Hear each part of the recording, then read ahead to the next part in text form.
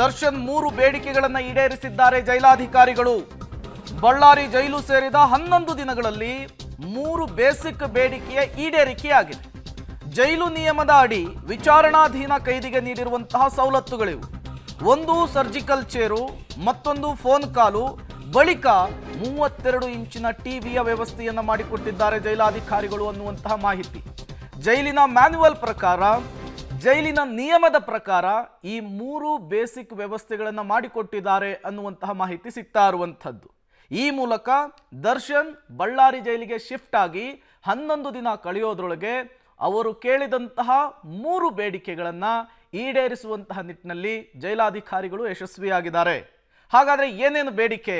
ಬೇಡಿಕೆ number 1, surgical chair. ನನಗೆ ಬೆನ್ನು ಇದೆ, ಮಲಬದ್ಧತೆ ಇದೆ, ಹಾಗಾಗಿ ಸರ್ಜಿಕಲ್ ಚೇರ್ನ ವ್ಯವಸ್ಥೆ ಮಾಡಬೇಕು ಅಂಥೇಳಿ ಮನವಿಯನ್ನು ಮಾಡಿಕೊಂಡಿದ್ದು. ಹಿರಿಯ ಅಧಿಕಾರಿಗಳ ಅನುಮತಿ ಸಿಗ್ತಾ ಇದ್ದ ಹಾಗೆ ಅದಕ್ಕೂ ಕೂಡ ಅವಕಾಶವನ್ನು ಕಲ್ಪಿಸಿಕೊಡಲಾಗಿತ್ತು. ಈಗಾಗಲೇ ಸರ್ಜಿಕಲ್ ಚೇರ್ ದರ್ಶನ್ ಅವರನ್ನು ತಲುಪಿಯಾಗಿದೆ. ಬೇಡಿಕೆ ನಂಬರ್ 2, ಫೋನ್ ಕಾಲ್. ಯಾವಾಗ ಪೊಲೀಸರು ದೋಷಾರೋಪ ಪಟ್ಟಿಯನ್ನು ನ್ಯಾಯಾಲಯಕ್ಕೆ ಸಲ್ಲಿಕೆ ಮಾಡಿದ್ರೋ, ಚಡಪಡಿಸ್ತಾ ಇದ್ದಂತಹ ದರ್ಶನ್, ತೊಳಲಾಟದಲ್ಲಿದ್ದಂತಹ ದರ್ಶನ್ ತತ್ಕ್ಷಣಕ್ಕೆ ಫೋನ್ ಮಾಡಬೇಕು ಅಂತ ಹೇಳ್ತಾರೆ. 5 ನಿಮಿಷಗಳ ಕಾಲ ಅವರ ಧರ್ಮಪತ್ನಿಯ ಜೊತೆಗೆ ಮಾತನಾಡಲಿಕ್ಕೆ ಅವಕಾಶವನ್ನು ಕೊಟ್ಟಿದ್ರು. ಈಗ 3ನೇ ಬೇಡಿಕೆ ಕೂಡ ಈಡೇರಿದೆ. ಸೆಲ್ಗೆ ಟಿವಿ ಬೇಕು ಅನ್ನುವಂತಹ ಮನವಿಯನ್ನು ಮಾಡಿಕೊಂಡಿದ್ರು ದರ್ಶನ್. ಹೊಸ ಟಿವಿಯನ್ನು ಖರೀದಿಸಲಿಕ್ಕೆ ಸಾಧ್ಯ ಇಲ್ಲ, ರಿಪೇರಿ ಮಾಡಿಬಿಟ್ಟು ಹಳೆ ಟಿವಿಯನ್ನು ಕೊಡಲಿಕ್ಕೆ ಸಿದ್ಧತೆ ಆಗ್ತಾ ಇದೆ ಅನ್ನುವಂತಹ ಮಾಹಿತಿಯನ್ನು ಜೈಲಾಧಿಕಾರಿಗಳು ಕೊಟ್ಟಿದ್ರು. ಅದೇ ರೀತಿಯಲ್ಲಿಯೇ ದರ್ಶನ್ ಇರುವಂತಹ ಸೆಲ್ಗೆ ಈಗ ಟಿವಿಯ ವ್ಯವಸ್ಥೆಯನ್ನು ಮಾಡಲಾಗಿದೆ. ಈ ಮೂಲಕ ದರ್ಶನ್ ಕೇಳಿದಂತಹ 3 ಬೇಡಿಕೆಗಳು, ಅವರು ಮಾಡಿಕೊಂಡಂತಹ ಮನವಿ, ಈಗ ಅದು ಫಲಪ್ರದವಾಗಿರುವಂಥದ್ದು. ಮತ್ತಷ್ಟು ಡೀಟೇಲ್ಸ್ ಅನ್ನು ಕೊಡ್ತಾರೆ ಬಳ್ಳಾರಿ ಪ್ರತಿನಿಧಿ ಅಮರೇಶ್, ನೇರ ಸಂಪರ್ಕದಲ್ಲಿ ಜಾಯ್ನ್ ಆಗಿದ್ದಾರೆ. ಅಮರೇಶ್, ಜೈಲಿನ ನಿಯಮದ ಪ್ರಕಾರವೇ 3 ಬೇಡಿಕೆಗಳನ್ನು ಈಡೇರಿಸಿದ್ದಾರೆ ಜೈಲಾಧಿಕಾರಿಗಳು. ಅದರಲ್ಲಿ ಯಾವುದೇ ರೀತಿಯ ಅಬ್ಜೆಕ್ಷನ್ ಇಲ್ಲ.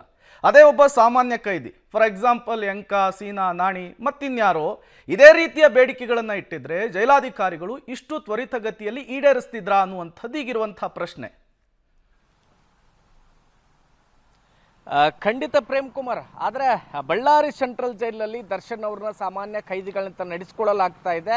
ಯಾವುದೇ ಕೈದಿ ಅಂದರೆ ವಿಚಾರಣಾಧೀನ ಕೈದಿ ಯಾರಾದರೂ ಸಹಿತ ಜೈಲಿಗೆ ಬಂದಂಥ ಸಂದರ್ಭದಲ್ಲಿ ಈ ರೀತಿಯ ಏನು ಜೈಲಿನ ಮೆನುವಿನಲ್ಲಿ ಅಂದರೆ ಅದಕ್ಕೆ ಬಳಕೆ ಮಾಡ್ಕೊಳ್ಳಿಕ್ಕೆ ಅವಕಾಶಗಳಿರುತ್ತೆ. ಅವುಗಳಿಗೆ ಸಂಬಂಧಪಟ್ಟಂತೆ ಮನವಿಯನ್ನು ಕೊಟ್ಟ ನಂತರದಲ್ಲಿ ಜೈಲಾಧಿಕಾರಿಗಳು ಒಂದಿಷ್ಟು ಪರಿಶೀಲನೆ ನಡೆಸಿ ಅವುಗಳನ್ನು ಅವರಿಗೆ ಪೂರೈಸ್ತಕ್ಕಂಥ ಕೆಲಸವನ್ನು ಕೂಡ ಮಾಡ್ತಾರೆ. ಆದರೆ ದರ್ಶನ್ ಅವರಿಗೆ ಪರಪ್ಪನ ಅಗ್ರಹಾರ ಜೈಲಿನಲ್ಲಿ ಸಿಕ್ಕಂಥ ರೀತಿಯಲ್ಲಿ ವಿಶೇಷ ಆತಿಥ್ಯವೇನು ಬಳ್ಳಾರಿ ಸೆಂಟ್ರಲ್ ಜೈಲಿನಲ್ಲಿ ಸಿಗ್ತಾ ಇಲ್ಲ. ಇದಕ್ಕೆ ಪ್ರಮುಖ ಕಾರಣ ಅಂದರೆ ಬಳ್ಳಾರಿ ಸೆಂಟ್ರಲ್ ಜೈಲಿನಲ್ಲಿ ಏನು ಬೇಕಿದ್ರೂ ಸಹಿತ ದರ್ಶನ್ ಅವರು ಅರ್ಜಿಯನ್ನು ಹಾಕಿ ಪಡೆದುಕೊಳ್ಬೇಕಾದಂತ ದುಸ್ಥಿತಿ ಎದುರಾಗಿದೆ. ಆರಂಭದಲ್ಲಿ ಬೆನ್ನು ಹುರಿ ನೋವಿನ ಸಮಸ್ಯೆ ಇತ್ತು, ಹೀಗಾಗಿ ನನಗೆ ಮಲಬದ್ಧತೆಯ ತೀವ್ರತೆ ಅಂದ್ರೆ ಸಮಸ್ಯೆ ಕೂಡ ಕಾಡ್ತದೆ, ಹೀಗಾಗಿ ಸರ್ಜಿಕಲ್ ಚೇರ್ ಬೇಕು ಅನ್ನುವಂಥ ರೀತಿಯಲ್ಲಿ ದರ್ಶನ್ ಅವರು ಜೈಲಾಧಿಕಾರಿಗಳ ಬಳಿ ಮನವಿಯನ್ನು ಮಾಡಿದ್ರು. ಅದಾದ್ಮೇಲೆ 3 ದಿನಗಳ ನಂತರದಲ್ಲಿ ದರ್ಶನ್ ಅವರಿಗೆ ಸರ್ಜಿಕಲ್ ಚೇರ್ ಅನ್ನು ಕೂಡ ಕೊಡಲಾಯಿತು. ಇದಕ್ಕೂ ಸಹಿತ ವಿಚಾರಣಾಧೀನ ಕೈದಿ ಮೆಡಿಕಲ್ ಸರ್ಟಿಫಿಕೇಟ್ಗಳನ್ನ ಇದ್ರೆ ಅದನ್ನ ಹೊಂದಲಿಕ್ಕೆ ಸಾಧ್ಯ ಅವಕಾಶ ಇದೆ. ಇದೇ ರೀತಿಯಲ್ಲಿ ಜೈಲಾಧಿಕಾರಿಗಳು ಕೂಡ ಅವಕಾಶವನ್ನು ಮಾಡಿಕೊಟ್ಟಿದ್ರು.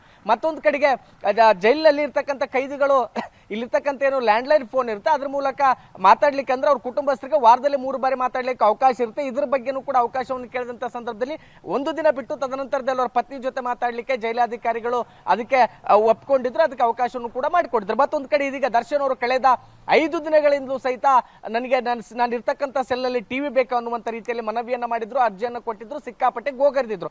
ಆದ್ರೆ 5 ದಿನಗಳ ನಂತರದಲ್ಲಿ ಇವತ್ತು ದರ್ಶನ್ ಅವರು ಇರುವಂತ ಸೆಲ್ಗೆ ಐಆರ್ ಕಂಪನಿ 32 ಇಂಚಿನ ಟಿವಿಯನ್ನು ಫಿಟ್ ಮಾಡಲಾಗಿದೆ. ಇದು ಸಾಮಾನ್ಯವಾಗಿ ಸಾಮಾನ್ಯ ಕೈದಿಗಳಿಗೂ ಸಹಿತ ಇದೇ ರೀತಿಯ ವ್ಯವಸ್ಥೆ ಬಳ್ಳಾರಿ ಸೆಂಟ್ರಲ್ ಜೈಲಿನಲ್ಲಿದೆ. ಇದಕ್ಕೆ ದರ್ಶನ್ ಅವರು ಕೂಡ ಹೊರತಾಗಿಲ್ಲ. ಒಂದ್ ವೇಳೆ ಪರಪ್ಪನ ಅಗ್ರಹಾರ ಜೈಲಿನಲ್ಲಾಗಿದ್ರೆ ದರ್ಶನ್ ಅವರು ಈ ರೀತಿಯ ಗೋಗರಿಯೋ ಪರಿಸ್ಥಿತಿ ಬರ್ತಾ ಇರಲಿಲ್ಲ.